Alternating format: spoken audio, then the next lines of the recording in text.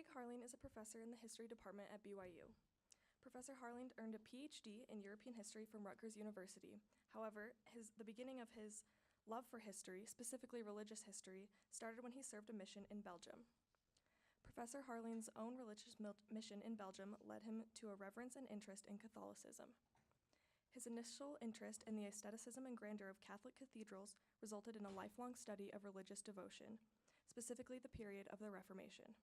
Studying Catholicism has illuminated the similarities and differences in his own religion. Currently, Professor Harline teaches courses on the Reformation and the history of Christianity. During his career, he has written 9 books, the most recent of which is titled A World Ablaze, The Rise of Martin Luther and the Birth of the Reformation.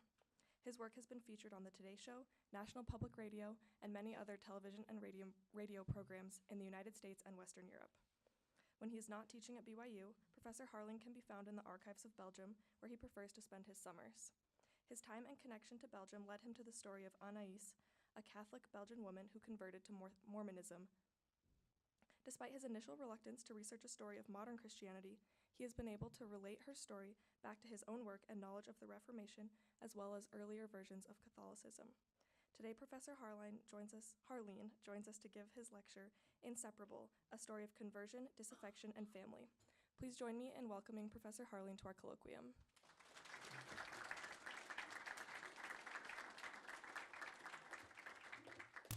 Thank you, Caitlin, and thank you all for being here today. Thanks for the invitation to be here. It's a great honor, and especially those of you who haven't been forced to be here, I really appreciate it. Well, just about every Mormon missionary dreams of converting somebody from the rival clergy, a priest, a pastor, or even a nun. And my Belgian friend Wilfried knew this well, and so when he recently heard rumors that a missionary in Belgium many decades ago had converted a nun and married her, he just rolled his eyes. But several elderly members insisted it was true and even remembered the last name of the missionary. So Wilfried agreed to try tracking the name down. He found a few possibilities on Google, including in Utah, and sent emails with a summary of the story he'd heard. To his surprise, one man responded that it sounded like his father, who died in 1996, and his mother, who died in 2010. He wasn't sure about the details of the nun part, maybe because the 11 boxes of documents his mother had left behind were mostly in Dutch, French, and Latin, and he and his 3 siblings didn't know those languages, but they would love for somebody who did to take a look. 11 boxes of possibly converting nun? Well, Wilfried was glad to do so. It turned out that the boxes were actually in Santa Barbara at the home of one of Anaïse's daughters. She agreed to scan some of their contents and email them along. Even though he saw only this small sample, Wilfried could hardly believe what he was reading. The story he'd heard was not quite true, but the actual story looked even better. Still, was this really something for him? He was a busy and highly rational linguist.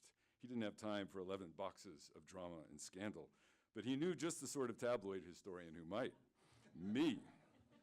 And one night, he invited me over and dined and no-wined me while telling Anaïse's story, knowing I wouldn't be able to resist. In fact, I loved it, and I started imagining who would play the lead in the movie, but I did resist. I couldn't possibly write this story, I said. I'm a Reformation historian. But I agreed to travel to Santa Barbara and take a look at the boxes. And if they were as good as they seemed, then I'd recommend them to some historian of modern Christianity. So I made that trip and started looking through the boxes, and within an hour found myself blurting out to my host, I want to write a book about your mother. I don't entirely know what got into me, but I could guess. First was the fantastic detail. This woman was not only highly literate, but a hoarder of all sorts of documents, including a deeply moving journal she wrote during her 7 years of, yes, preparing to become a nun. Here were emotions and motivations that I almost never had for people of the Reformation. Second was that this story fit a favorite subject of mine, conversion and family relationships. This was an unusually good conversion story, but every faith has stories like that.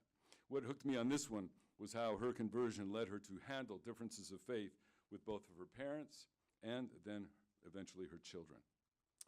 Third, I liked the story because it collided with my own worlds. Belgium, the Netherlands, missionaries, the Pacific Northwest, Catholicism, high anxiety, and more. And fourth, I liked this story because despite its 20th century setting, it felt like a Reformation story. The possibility of changing confessions began with the Reformation, And the sort of Catholicism this woman practiced when young was a lot more like the 16th century version I knew than the version that emerged in the 1960s. Yet even though it felt like a Reformation story, it took place in the near present and seemed like another opportunity in my probably hopeless quest to convince people of the relevance of the Reformation today. You can show this relevance in a genealogical sort of way, thus how this led to that and to us. You can also show it in a comparative sort of way, as I did in my book, Conversions, by setting a Reformation story alongside a modern story to see the similarities. But now I could try showing relevance as well, simply by telling a Reformation story that happened in the near present. And if that was even wackier than what I did in Conversions, then what the heck, I could at least blame my age now. I still have a lot of documents to read in the 11 boxes, but so far they look something like this. Anaïse Ghekiere was born in December 1924 in a very small town of very Catholic West Flanders. Her father Joseph owned a butcher shop and wasn't exactly pious. Her mother, Elizabeth, worked in the shop too and was pious. Both parents cared so much about their daughter's education that they moved to the nearby bigger town of Kortrijk around 1935 so that Anaïs could attend the well-known school Our Lady of Flanders. She was a good student too, learning Latin, Greek, French, German, English, literature, music, poetry, and drama from a faculty of mostly nuns. During her teenage years, Anaïs also discovered her spirituality, joining various Catholic youth groups, and most importantly, finding between 1938 and 1941 a regular spiritual director or confessor. This was Father Martinus Bosmans, a monk in the Passionist monastery that stood near Anaïs's home. Thanks to Father Martinus, Anaïs began, like many pious Belgian girls, to consider whether she had a calling to be a nun. German troops invaded Belgium in May 1940, and Kortrijk was the most bombed city in Belgium during the entire war. But you would hardly know it from Anaïs's journal, which is almost as silent about World War II as Pride and Prejudice is about the French Revolution. What mattered most to her in these years was not that the war delayed her graduation, or that food shortages caused her father to do such things as steal butter from a barn and put it in his sock and then come home and squeeze out every last drop. No, what occupied her was the question of whether she should enter a convent, and also why God, in the middle of 1941, and the middle of her decision-making, would send Father Martinus away from Kortrijk to lead another monastery 20 miles away. "What am I to do now, dearest Jesus?" she wrote mournfully in her journal. "I accept this cross out of love for you, but you have to help me carry it with courage, because you know how I suffer from it." Anaïs couldn't leave it there, of course. As usual, she had to write a poem to express herself more strongly. Here's an excerpt in unrhymed translation. "No one knows except you, O God, the quiet sorrow of my bitter lot. He knew my heart so well and knew what eased my grief. He left me helpless and left me with melancholy. Without tears, but manfully, he took leave in all his goodness. I'll never forget you or what you taught me." Well, Father Martinus' departure was the catalyst for Anaïs. In the same year he left Kortrijk, in 1941, she decided that she would indeed become a nun when she finished school. And not a teaching nun like two of her aunts or like the nuns who taught her, but a contemplative nun who withdrew from the world to pray. A nun in the same Passionist order that Father Martinus belonged to. That choice and her poems were signs of the strong bond between Anaïs and Martinus. The bond is clear from his side too, in the dozens of letters he now started writing to her over the next 7 years. There was nothing scandalous here. It was much like the bond between confessors and female penitents in earlier centuries too. A bond charged with an energy beyond casual friendship, and it was more like the sort of friendship Jesus had in mind, as in someone you would die for. It was a triangular divine love involving God, the confessor, and the penitent, and superior to physical love because of its spiritual intimacy. What better way for Anaïs to affirm this than by joining Martinus' own order and becoming his spiritual sister? There was just one problem in Anaïs' plan, her mother, Elizabeth. Although pious, Elizabeth could not bear the thought that her only daughter would enter a convent so strict she would never see her again. Why not join one of the far more numerous teaching or hospital orders, she pleaded, which were denser in Belgium than anywhere in the world. There were hardly any contemplatives anymore, only 10% of all nuns in Belgium. Anaïs' friends wondered the same. When you had a good family, and promising future and bright personality and dramatic talent like she did, you didn't shut yourself behind walls, they said. But Anaïse was determined. She was also torn because she didn't want to wound her mother. And so she decided upon graduating in 1944 to delay her entry. She would take a job teaching at her old school until her mother finally came around, which surely wouldn't take long. But 1944 passed, then 1945, 46, and 47 too, and Anaïse was still teaching. Father Martinez wrote that he would think no less of her if she decided not to enter the convent, but if she was serious about it, then the moment might be passing. She was almost 24 now. Besides, it was pretty clear to him after visiting Anaïs's parents that Elizabeth wasn't going to change her mind. If Anaïse wanted to become a nun, she would have to defy her mother eventually.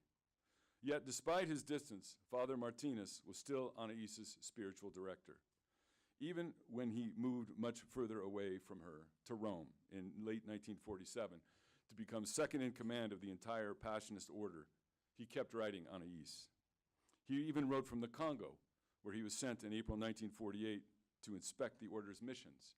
But then on his way back to Europe, on May 13, 1948, Father Martinez's plane was caught in a cyclone and crashed in a Congolese forest.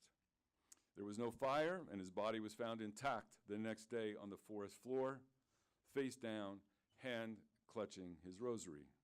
His briefcase held letters for various people in Belgium, maybe even for Anaïse, but now he was dead at 47 years old. Anaïse was devastated. "My dear, dear Jesus, help me get over this," she wrote. "I can't go on. I've lost everything. Only you knew what he was for me."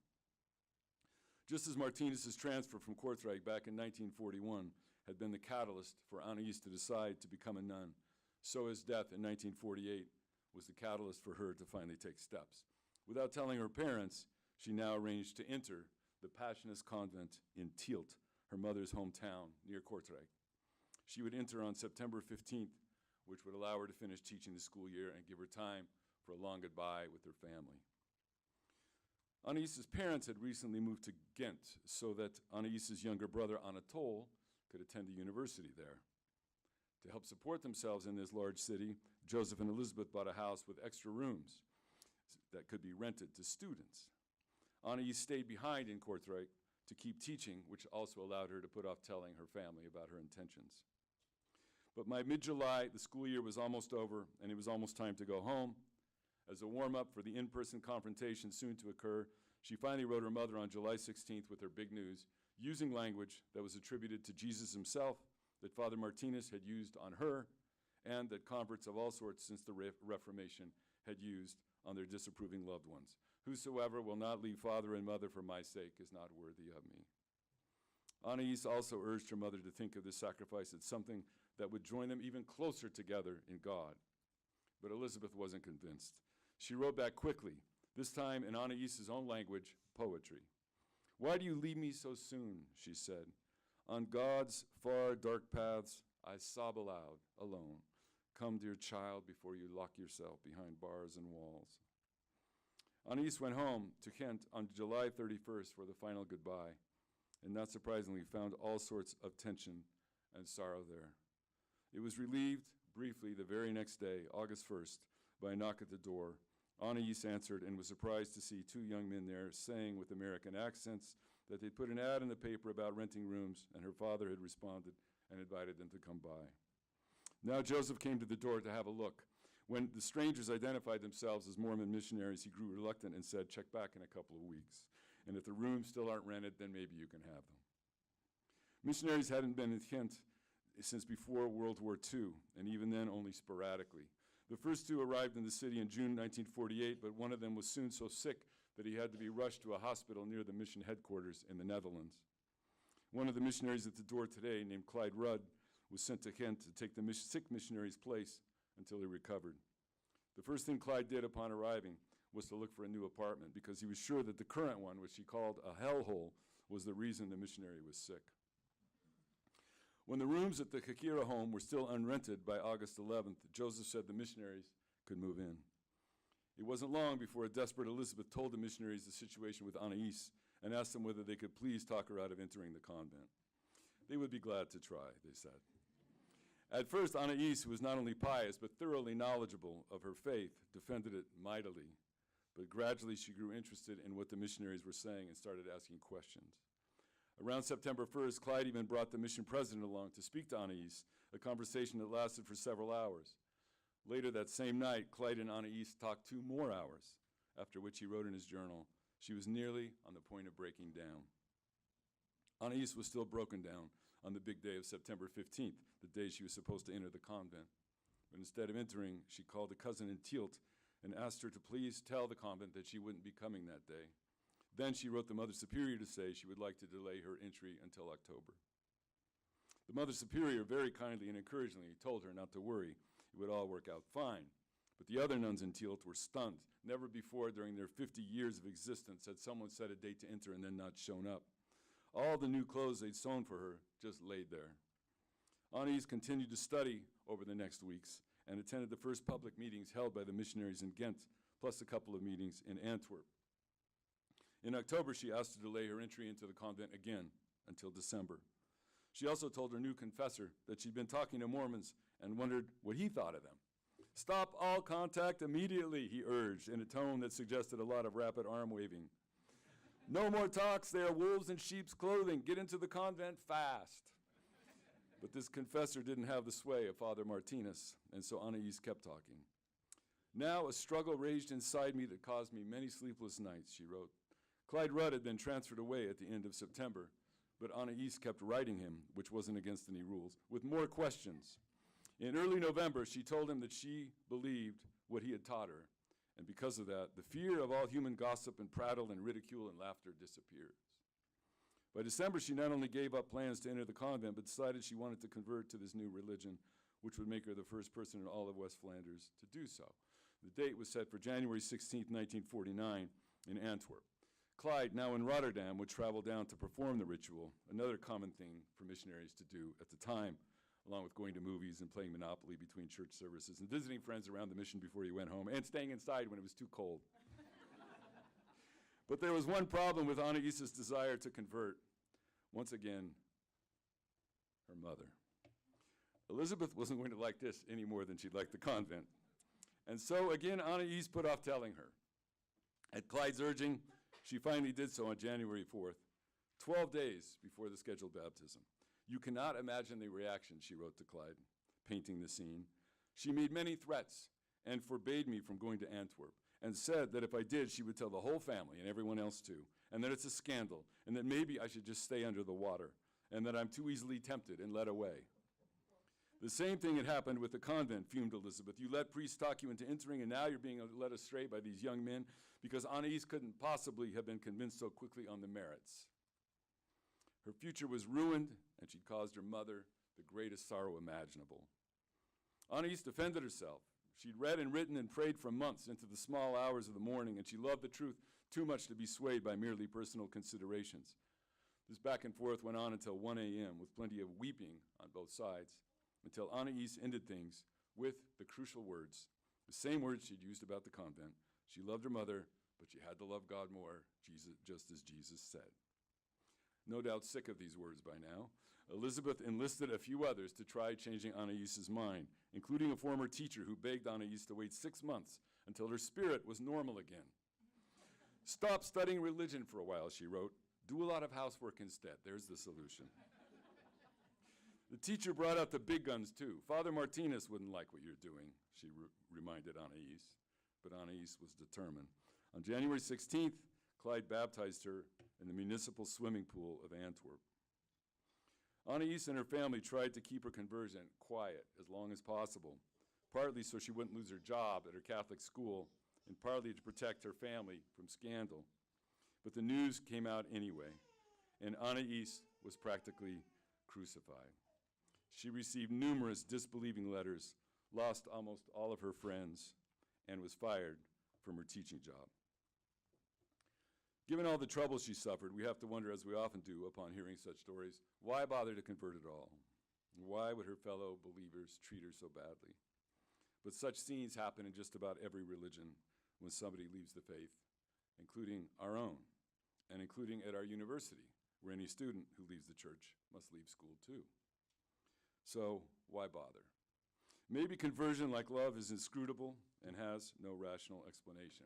But scholars want explanations anyway.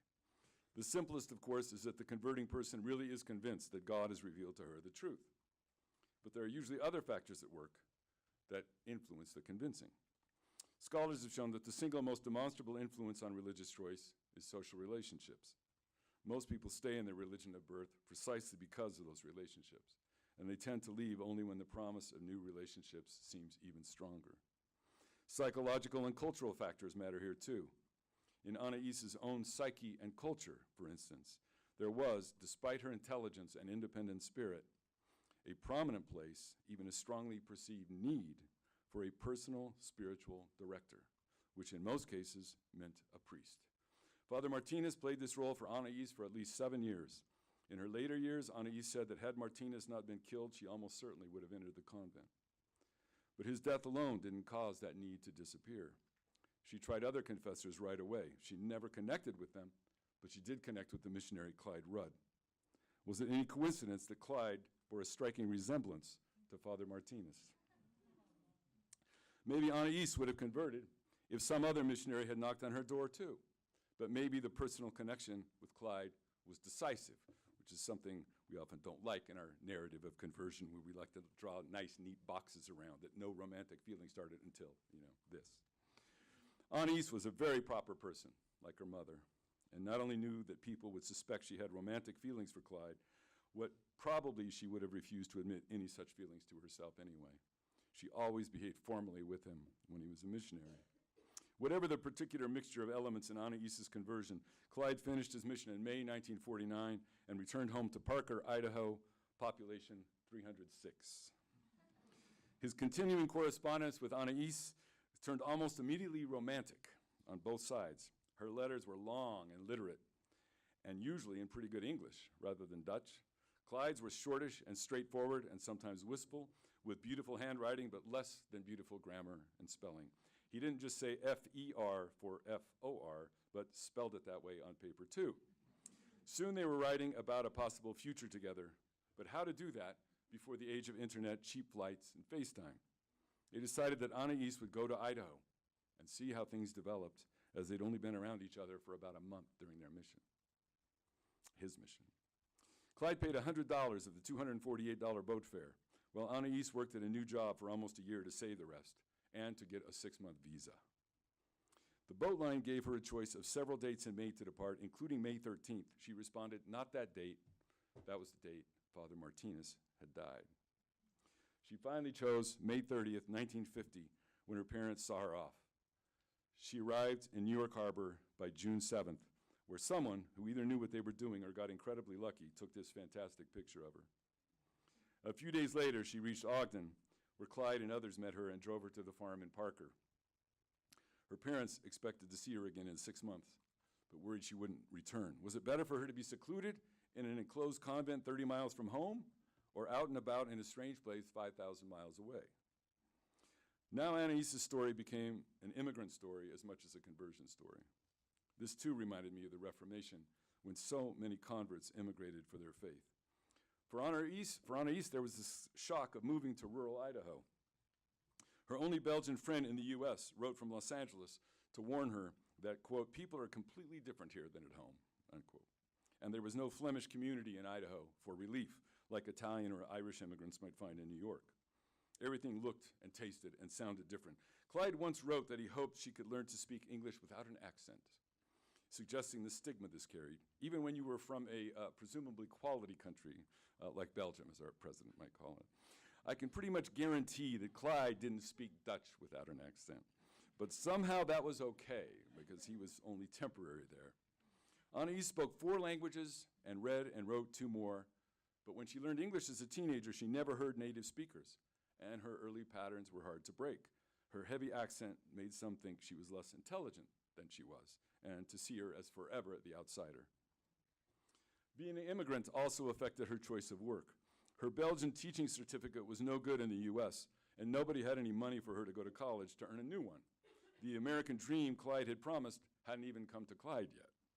And so Anaïse had to find whatever work she could to live. Like most Belgians, she knew her way around the kitchen, So she got a job in a bakery in Idaho Falls, where she found a room and finally her own space, unlike at the isolated family farm in Parker. Her immigrant status also mattered in her relationship with Clyde. Things were not exactly going brilliantly with him, she admitted to her friend in LA. Did the friend have any advice? Yes, she did. American girls, she said, quote, aren't like us. They're more or less the boss here and play hard to get and catch men in their nets with sweet gentleness, which is a completely different tactic than at home. So she urged Anaïse, quote, put on a little lipstick and brush your hair and go to a salon to make it nice. Anaïs's exotic status was at first an advantage in making people curious about her, but was it becoming a disadvantage with Clyde? And if so, what could she do about it? What ridicule could the returning immigrant face for having dared to live somewhere else and not succeeding? She was therefore highly motivated to make things work with Clyde, but Clyde didn't seem entirely sure about her. Then suddenly Anaïse wrote in October 1950 that she and Clyde had decided to get married next month, November 10th, 1950, with 20 days left on her visa. Her parents were now stunned for the third time by their daughter. What was she going to tell family and friends, wrote her mother, about getting married so quickly and to a Protestant at that, as she called Clyde? Elizabeth actually liked Clyde, but it wasn't just about Clyde anymore. And how sad Elizabeth was that she couldn't be at the wedding or be there to help Anaïse set up house. Despite their disagreements, each of them mentioned regularly the special bond they had with each other. How much sadder would Elizabeth have been if she'd somehow managed to scrape the money together for the trip and then discovered she couldn't witness the ceremony anyway in the Idaho Falls temple. Joseph loved her deeply, too. When he and Elizabeth did not hear from Anaïse for a month after the wedding because her letters had been delayed, he wept uncontrollably at the home of his sister because he was sure that Anaïse had been killed in a car accident on dangerous American roads. When Anaïse's letters finally arrived, her parents were thrilled, and Elizabeth asked, when will you come visit us again? It would be sooner than Anaïse thought. Within months, Elizabeth was diagnosed with stomach cancer. Like many immigrants, Anaïse felt terrible guilt at being away from family at critical moments and decided in 1952 to go care for her mother. This caused some concern in Idaho Falls that maybe Anaïse wouldn't come back, that maybe the American dream hadn't been so dreamy for her. That might explain why local church leaders came up with the idea of calling Anaïse and Clyde on a mission to the Netherlands, Belgium mission. Then Clyde could go too on his second mission within 4 years, and both of their fares could be paid. Anaïse spent most of her mission as editor of the Dutch language version of the Ensign, soliciting and writing articles and poetry. But she also made friends, and she had time to visit family, especially with her mother. This strengthened their already good relationship as the reality of Elizabeth's dying transcended all past resentments and sorrows. Elizabeth died in October 1953. Anaïse and Clyde returned to Idaho in August 1954, and Anaïse's father came with them for good. Her brother immigrated a year later, so the whole family was now in the U.S. Back in Idaho Falls, Clyde kept looking for his footing. It's not entirely clear what Anaïse was doing, but it looks like she was back working at the bakery. She wasn't going to school, she wasn't teaching, and she wasn't having children. Her story is, of course, a female story, too. The convent she'd planned to enter in 1948 was so strict precisely because it was female, the vestige of a form of religious life long deemed the only one suitable for women. And now, as a married woman, she was expected first and foremost to have children. Family in Belgium and now friends in Idaho asked about it regularly, but after 7 years, there were still no children. Late one night at a family gathering, Anaïse quietly told one of her sisters-in-law that she thought that that part of her body just didn't work anymore because of all her years preparing to become a nun. In 1958, she and Clyde therefore decided to adopt a son.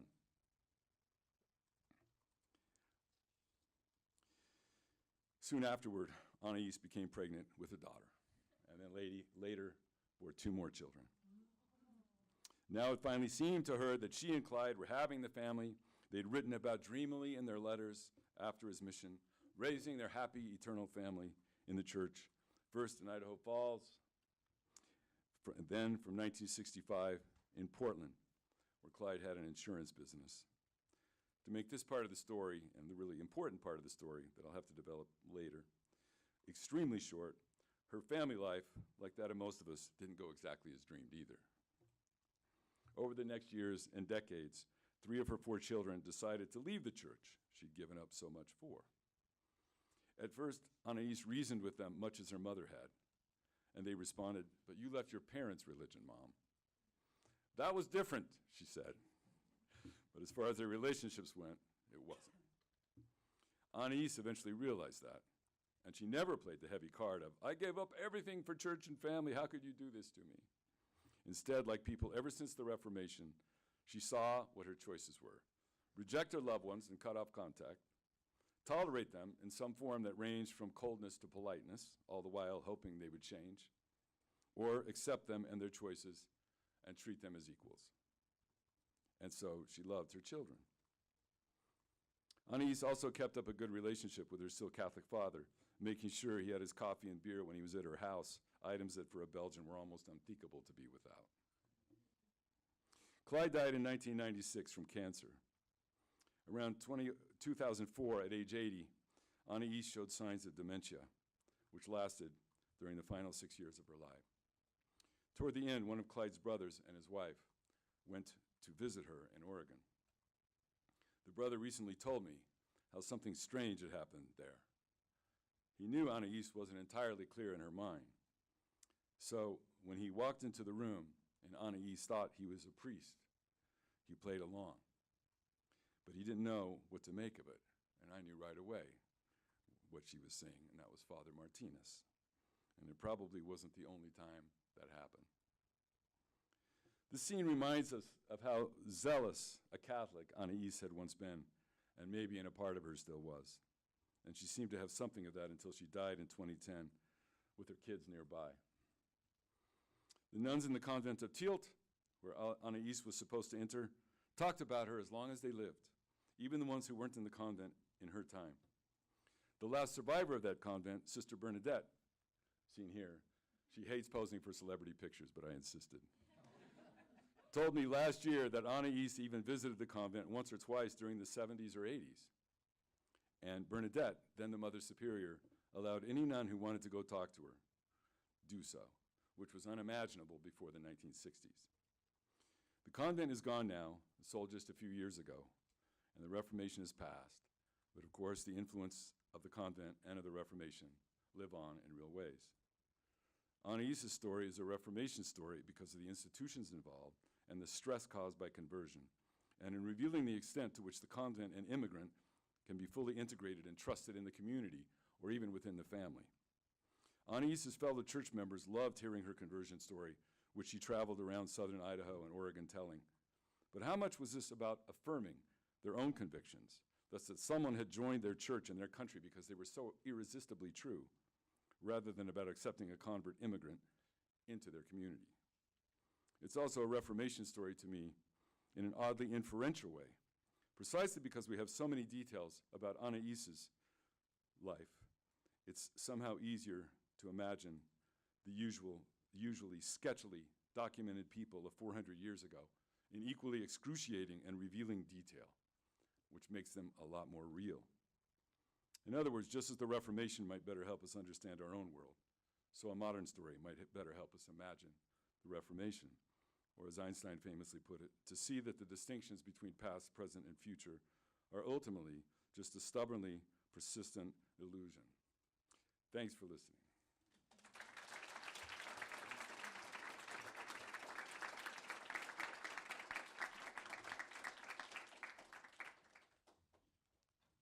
I'll take that.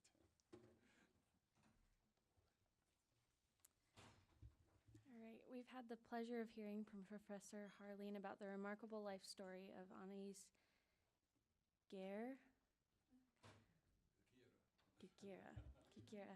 Her story of religious dedication to the Catholic faith, a crucial decision of whether to enter the convent or to become a member of the Church of Jesus Christ of Latter-day Saints, offers insight into her beautifully poetic life of finding who she was and what she believed. Even more, we see connections as women with her familial relationships between her own mother and father, her status as an immigrant woman, and continuing her life as a wife and mother in a new country with new customs and culture. Anaïse is incredibly relatable to women in one way or another, and perhaps each of us has a little bit of Anaïse inside of us. We may be in a crisis of faith, a familial struggle between ourselves and our own mothers, obtain status of immigration which makes us feel othered and alone, or eventually see ourselves with our children choosing a path different than our own. An incredibly educated and intelligent woman, she found herself slipped back into time to the women of the Reformation before her with similar struggles. The Reformation has passed and gone, but the principles behind it are reflected in her life and can also be reflected in ours. In any case, Anaïse's story is so much more than a conversion story, but instead one of womanly strength, persistence, and a continuing desire to choose the path of God.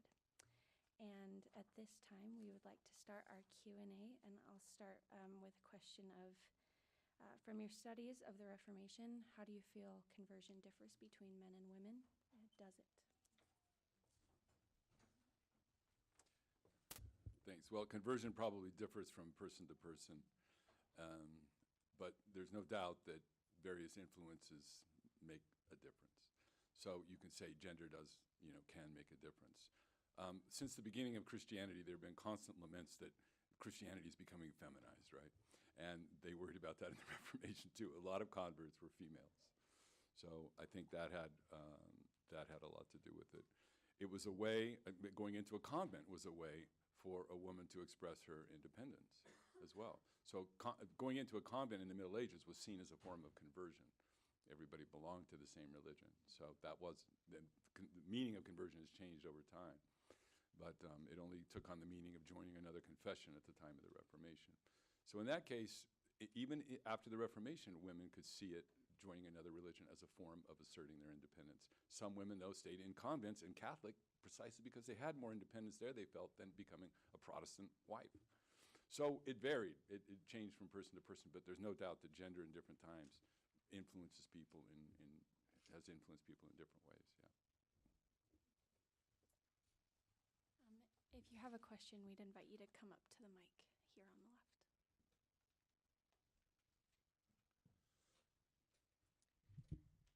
So Anaïse's story reminds me of a lot of early church narratives of Mormon immigrants, especially women who had kind of faith narratives in their journals.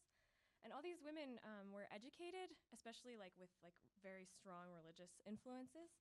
So I was wondering if you have made a connection between her very religious focused education and her writing and her conversion.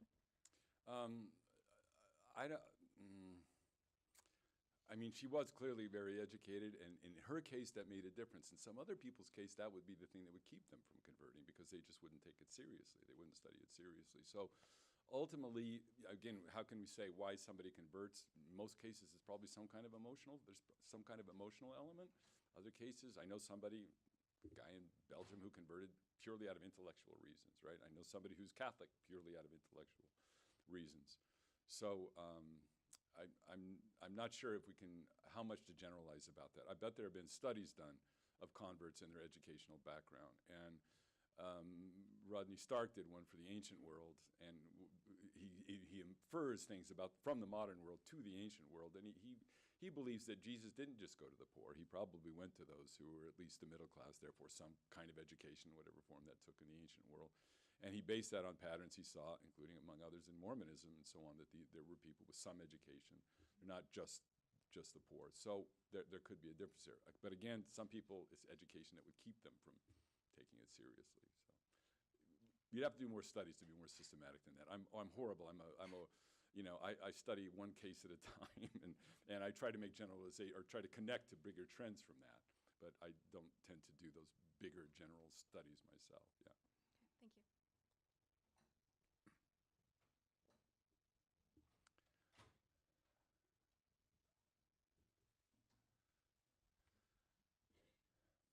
While we're waiting for the next question, I think we should also have Anaïse's granddaughter stand up so you can all see how much she looks like her.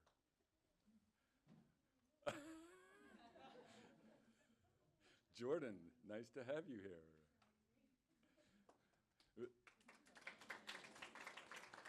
It was her mother who had the boxes and was nice enough to host me. Just with your focus on the Reformation, I was curious what parallels, similarities, differences you've seen between Anaïse's conversion and those conversion stories from the Reformation period. Oh, they're really common. But again, I have more details with Anaïse's story, way more details. Like just the fact that we have the scene of her telling her mother that she's going into the convent, and then the scene that she wants to convert to Mormonism. I mean, I've never had anything like that. So that's just fantastic to have. But as far as kind of the general lines and what might motivate them and so on, I see them as very similar. Anaïse's story, the reason she traveled all around is because it was extraordinary. Those are the ones we hear, right? Those are the ones people give firesides about. We don't hear about the kind of everyday sorts of conversion or somebody getting baptized at age 8. Nobody goes around doing the fireside circuit for that. So it's an extraordinary story, meaning it didn't happen very often. And those are exactly the stories that got published in the Reformation as well. And they'd have the kind of similar some kind of spiritual movement. And Anaïse writes about those as well. She's absolutely convinced in an emotional kind of way, even though she studies it very hard. It's ultimately emotions, and again, maybe these psychological things. When I first saw the pictures of Clyde and the confessor, I'm just like, oh my goodness, I mean, this would have affected me. I mean, who wouldn't it have affected? I don't know if anybody in your family had ever thought of that, Jordan. Yeah, and I mean, it probably takes an outsider to think about something like that and see that there's maybe there's something unconscious going on as well. I don't know. Thank you. So it kind of shocked me when you're talking about how dedicated she was to being a nun, and like being a nun, you have to be celibate, and so you're not going to get married, you're not going to have kids, and then seeing how like many years down the line she's upset and she's blaming herself for not being able to have children. So my question is just how or when do you think her mindset changed from wanting to be this celibate nun to desperately wanting a child? Yeah. I mean, how much was that a cultural thing, too, of desperately wanting children? We see that in the 16th and 17th century. There are these great stories of women. There's a story of a woman who traveled around the Netherlands selling quilts. Rembrandt's wife sold his paintings traveling around. And because she traveled around and she couldn't get pregnant, one day she bought a baby but didn't tell anybody, and she told everybody it was her own. Not only was there status tied to having the baby, but making sure it was your own baby, right, biologically. So she told everybody this was her baby, and it became this great scandal. But the fact that she would do that says a lot about kind of these cultural expectations. So it's not surprising that Anaïse would feel the same thing in the 1950s. I think the thing is that when you read her letters in the late 40s and early 50s, she's really naive about, I mean, she's really bright, but she's really naive about sexual things or anything, romantic that way. She clearly loves Clyde, but even in her letters with Clyde, it's like her letters in her journal about Father Martinez. It's always on this spiritual level. And maybe some of you go through that, right? It's okay to have, well, not okay. You have these physical feelings towards some people, but the one you really like, it's got to be purely spiritual, right? There can't be the physical element has to be really secondary, or else there's something impure about it. And I think she had that in Catholic culture as well. She wrote one letter to Clyde in 1949 when she was talking. She got a new job in social services. She couldn't teach anymore, but it was a state job. So she got a job in social services, and she was commenting that one of the men at work had a crush on her, and the other, she called them the girls at work, were saying that this was because Anaïse was sexy, right? And Anaïse says, she writes to Clyde, do you know what sexy is? I don't want to know, right? But my favorite response was my favorite thing was Clyde's response when he wrote back, we will speak of these things someday. I just so kind of, patronizing, and it's like, but also again, putting it on this level of, it has to be spiritual, or, it can't. So she wanted then at that point to get married to Clyde, and she wanted to have children, but remember what she says, it's like, I think that part of my body doesn't work anymore. So even as much as she wanted to, she had been so determined to have a deliberately naive, kind of approach to all these things that she just thought it didn't work anymore. And we've heard these stories before, right? Where someone will adopt and then they get pregnant. So there's got to be something psychological, physiological going on as well. Thank you.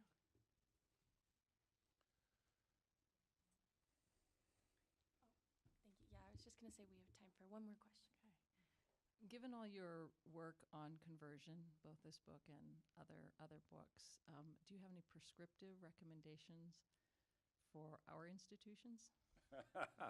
Well, that's a big question. I mean, lots of institutions, right? Church, family, society, and so on. I think it helps. One of the reasons I like writing the books is just even to lay out what the possibilities are, to become aware of them, because we tend to think